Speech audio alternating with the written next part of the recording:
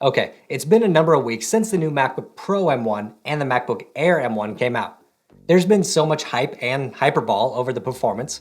There's been time to find some bugs. There's been time for the new M1 MacBooks to just kind of settle into people's lives. And now that the honeymoon period is over, should you upgrade from an Intel MacBook to one of the new MacBooks with M1? Hey, I'm Jerry, and you know all about the MacBook Pro M1 and MacBook Air M1 by now. You know that these are Apple's first laptops running their very own Apple Silicon chips. You know that they look just like previous versions of the MacBooks. But what you may not know is that if you should upgrade from an Intel MacBook to one of these new MacBooks with M1, and hopefully this video may help you decide. There are four main things about these laptops that all previous MacBooks should be compared against. That is performance, battery life, heat and fan, and compatibility. And these are actually real, measurable things. Using those four comparisons, I think you can decide if you should upgrade to the new MacBooks. Performance-wise, these M1 processors in these new laptops really are good. Whether you look at typical benchmarks like Geekbench or Cinebench or so-called real-world performance tests like video exports or scrubbing through Lightroom, the reviewers mostly agree that the performance that is possible with the new M1 MacBook seems impossible. In some tests, the base model MacBook Air M1 can beat out a 2020 iMac with a 6-core i5, like the one I had, with 40 gigs of RAM that costs 2.5 times as much. And don't even try to compare it to something like the i3 MacBook Air or the now discontinued 12-inch MacBooks. It's not even funny how much of a difference there is. Not only can the M1 MacBooks beat the 2020 iMac in some tests, and others have shown even crazier comparisons, it does it completely silently and much cooler.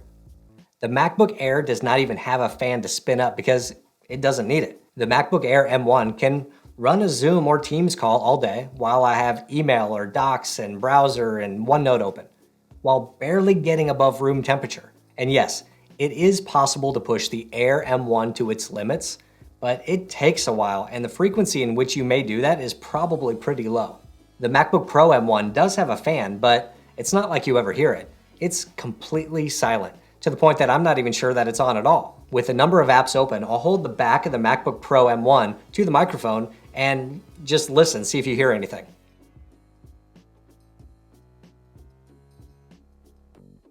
There's only been 2 occasions where I have been able to get the fans to spin up on the MacBook Pro M1. When running Cinebench for nearly 10 minutes, or when exporting a video with Premiere Pro. Premiere Pro isn't even optimized for the M1 Max, so that kind of makes sense. But even then, the fans are so much quieter than something like the i3 MacBook Air or the 16-inch MacBook Pro. Battery life on the 2 MacBooks with M1 is insane. And I mean, I really can't think of another word for it. For so many years, the iPad was my benchmark for actual usable battery life in a device. I love that I can get an actual realistic 10 hours of use from the iPad with standby battery drain that was so little I didn't need to worry about plugging it in between uses. And now, the MacBooks Air and Pro with M1 completely crush the battery life of the iPad. You can literally charge your M1 laptop at night, disconnect it, use it for work stuff, browsing, email, video, whatever, for 8 hours for a full day without even plugging it in. If you use your laptop for 8 hours or less a day, you can easily get 2 days between charging, especially with the MacBook Pro M1. Then there's compatibility. Apple built a new version of Rosetta translation called, you know this, Rosetta 2. The first version of Rosetta was used in the PowerPC to Intel transition and worked a bit different, more like an emulator. Rosetta 2 works by translating code on install or first run to work with Apple Silicon. All that matters here is that most Mac software will just run with the M1 Max, which means coming from an Intel Mac doesn't need to be scary. There isn't 100% compatibility using Rosetta 2, but most software runs really well. Some better than native, and some bigger programs maybe just a little bit slower. If software you rely on is not compatible with Apple Silicon, or there are specific plugins you need for a professional app, or if you need to run Windows in Boot Camp or virtualized, then you probably need to stick with whatever Intel MacBook you have now. So if none of that applies to you, what MacBook do you have now, and should you upgrade? Assuming money is not a problem, let me just get this out of the way. If you have a 12-inch MacBook or a MacBook Air of any kind, of any configuration, of any age, you should absolutely upgrade to a MacBook with M1. In any and all possible metrics, You will get a much better computer out of the MacBook Air M1 or Pro versus any 12-inch MacBook or MacBook Air. The performance, even with apps that need Rosetta 2, will blow your Intel MacBook out of the water. It will do everything you need it to, run all day and stay cool. Beyond that, you'll also get upgrades to camera quality, screen color, microphones, and instant sleep wake, just like an iPad. What if you have a 13-inch MacBook Pro? Performance-wise, I still think the M1 is going to be more powerful for 90% of whatever needs you may have. Even if you're running professional apps for stuff like photo or video editing, the lack of dedicated GPUs on the 13-inch MacBook Pros means that you're still limited to hotter CPUs that can't take full advantage of those types of applications. The 8 GPU cores of the M1 have proven to be much faster than the integrated graphics of previous MacBooks. One reason you may not upgrade is if maybe you bought a 13-inch Pro with 4 USB-C ports, and maybe you have a need for dedicated equipment or audio equipment, and that could be reason enough to hold on to the 13-inch Pro with Intel. Now, real quick, before I get to the 16-inch MacBook Pro, I just want to thank Hope Mattress for sponsoring this video. I'm just going to give you a quick couple of points and we'll move on quickly, I promise. Hope Mattress is the most comfortable mattress I've ever slept on. They are less expensive than other online brands and they ship fast right out of Texas. You can try a new mattress risk-free for 120 nights and you can save 10% on your new sleeping in mattress with discount code Jerry. My thanks to Hope Mattress. See, I told you they'd be fast, right? The 16-inch MacBook Pro is where things get a little bit tricky. If you have a 16-inch MacBook Pro and you bought it to run professional applications, depending on the applications, you may be better off keeping the 16-inch. The 16-inch MacBook Pro has dedicated GPU options, like the Radeon 5500M that I have in this one.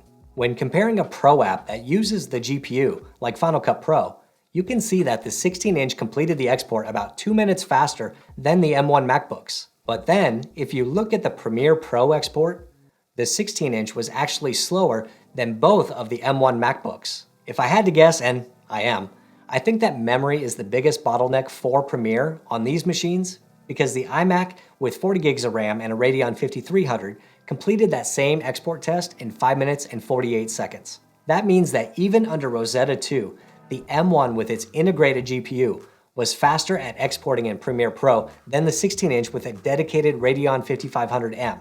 Of course, applications and needs will vary. So, in my opinion, which I'm sure you care about, right?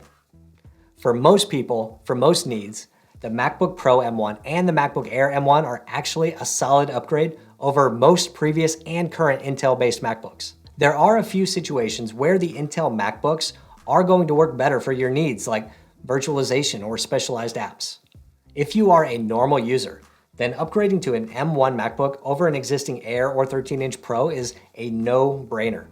You will benefit greatly from the features they offer, the most notable being performance, efficiency, and cool and quiet operation. If you're using a 16-inch MacBook Pro, and you don't need that big screen or need an Intel processor, you should definitely upgrade for all of those same reasons that I said before: performance, battery life, heat and fan noise.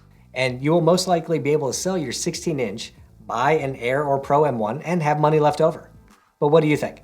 Can the M1 MacBooks work in your workflow, or are you stuck on Intel for a specific reason? Have you already made the jump? Let us know below. If you're ready to make the jump to the M1 MacBooks, but you're having trouble deciding between the Air and the Pro, then check out this video right over here to see a bachelor-style comparison where only one can get the rose. Hit the thumbs up button if you liked it, hit subscribe if you want, and I'll see you next time.